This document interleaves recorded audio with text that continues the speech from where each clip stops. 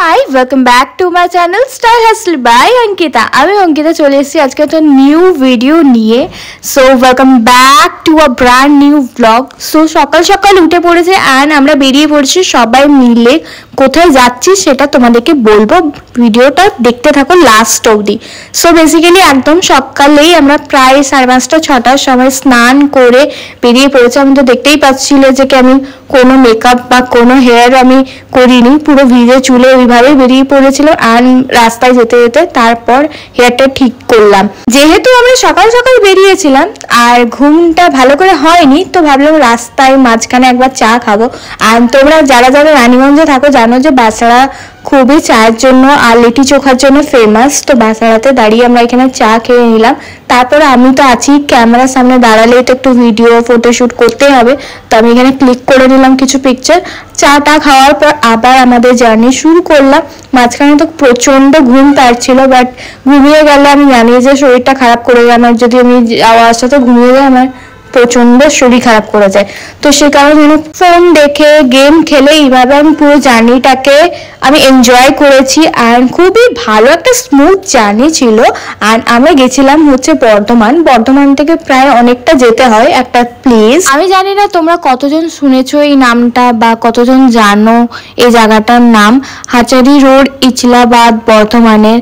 তোমরা হয়তো অনেকে জেনে থাকবে এখানে মা কৃষ্ণকালী মায়ের মন্দির আছে, খুবই জাগ্রত। আমি যতদূর শুনলাম যেটা হচ্ছে মা নাকি ওই আগের যে লোকেশনে মন্দিরে ছিল সেই মন্দিরে এখন নেই, অন্য একটা প্লেসে মাকে স্থাপন করা হয়েছে। সেটা হচ্ছে বৈকুণ্ঠপুর কালনা রোড দিয়ে যেতে হয়। কৃষ্ণকালী মা হচ্ছে খুবই জাগ্রত। তোমরা যদি মন থেকে কিছু চাও একদম ভক্তি করে, তো সাথে সাথে তোমরা ফল পাবে। সেটা আমি নিজে পেয়েছি বলে আমি তোমাদেরকে এই কথাটা জোর দিয়ে বলতে পারছি। আর আই থিঙ্ক যারা বর্ধমানে থাকো কি বর্ধমানের আশেপাশে থাকো তারা এই মায়ের কথা শুনেছো। লোকেশন যদি তোমরা বুঝতে ভুল হয় তাহলে তোমরা প্লিজ গুগল ম্যাপে যে মা কৃষ্ণকালীর নামটা সার্চ করলেই তোমাদেরকে লোকেশন চলে আসবে। আমরা ওইভাবেই গেছিলাম। মা কৃষ্ণকালীর নাম আমি অনেক শুনেছিলাম আর প্রচন্ডভাবে ফেসবুক ইনস্টাগ্রামে ওনার অনেক ভিডিও আসে আর ওখানেই আমরা সবকিছু জানতে পারি। তো ভাবলাম কি মায়ের একবার দর্শন নেওয়াটা দরকার। তো ফার্স্ট টাইম আমরাও গেছিলাম আর হঠাৎ করে একটা প্ল্যান হয়েছিল যে মাকে দর্শন করব আর মায়ের পুজো দেবো। তো সিরিয়াসলি যাওয়ার পর না এতটা তোমরা পজিটিভ এনার্জি পাবে, মানে সত্যি অন্য কোনো প্লেসে হয়তো পাবে না। আই থিঙ্ক কম বেশি তোমরা সবাই জানো যে মা কৃষ্ণকালীর মন্দিরের ব্যাপারে কথা, সবাই প্রচুর এটা ভাইরাল। ইনস্টাগ্রাম ফেসবুক খুললেই মায়ের ভিডিও আসে। তো সেইভাবেই আমরাও গেছিলাম। তো যেটা বললাম যে পজিটিভ এনার্জি পাবে। আর যদি তোমরা মাকে সত্যি মন ভরে ভক্তি ভরে ডাকো না, সিরিয়াসলি তোমাদের যে কাজগুলো এখনো পেন্ডিং হয়ে আছে না সেগুলো হয়ে যাবে। আমি হাতে নাতে প্রমাণ পেয়েছি বলে আমি তোমাদের সাথে এই কথাগুলো শেয়ার করছি। মায়ের কাছে যেতে গেলে লাখ টাকা খরচা হবে না। যদি তোমরা ট্রেনে বাসে যেতে যাও ইজিলি যেতে পারবে। মায়ের মন্দিরের রোডের ওপরে ওখানে বাস দাঁড়ায়। আর যদি ট্রেনে যাও ট্রেন থেকেও তোমরা খুব সহজে আসতে পারবে মায়ের মন্দিরে।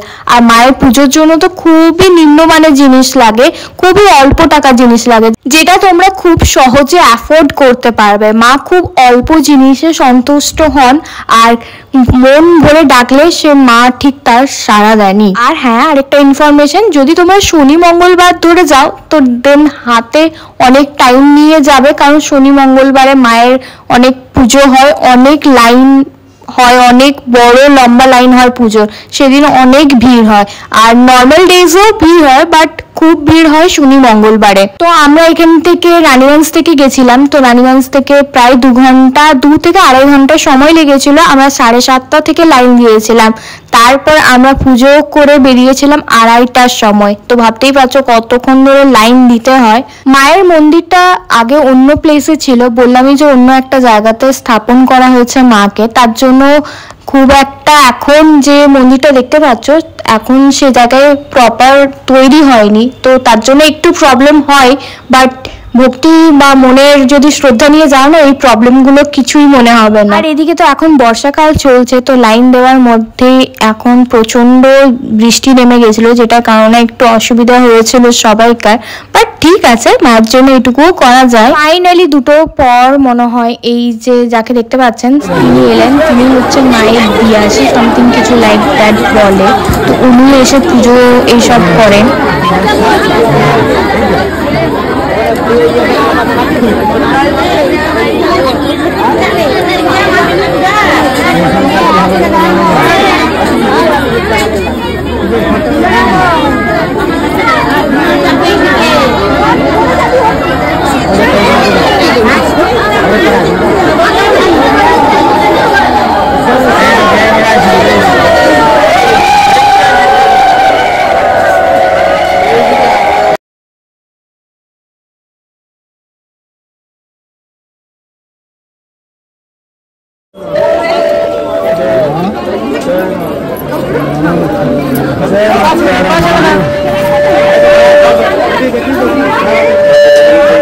জন্যই লড়তে গিয়েছিলাম।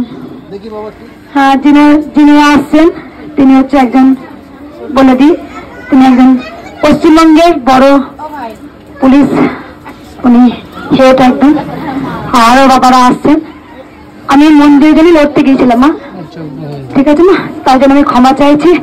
আমি জানি তোমরা আমাকে অনেকক্ষণ সময় দিচ্ছ, আর কিচ্ছু বলবো না মা, একটু আমার জন্য আর একটু লড়াই করো মা, তোমরা আমার সাথে আছো, আমি জানি মন্দির হবে, আর একটুখানি ওয়েট করুন। আমি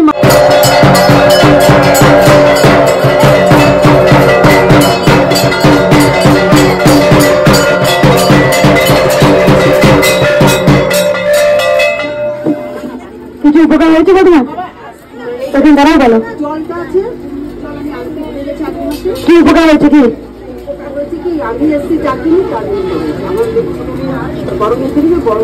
আর কার উপকার হয়েছে বললে, তোমার কি একটু শুনেনি বলো।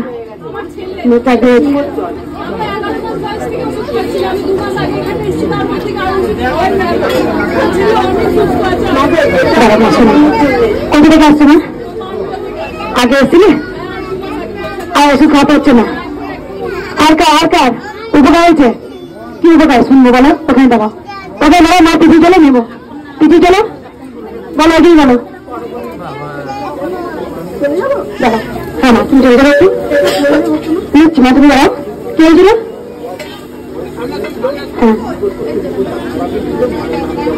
কোথা থেকে আসছো, বারুইপুর, আর কার উপকার হয়েছে বললে বলো।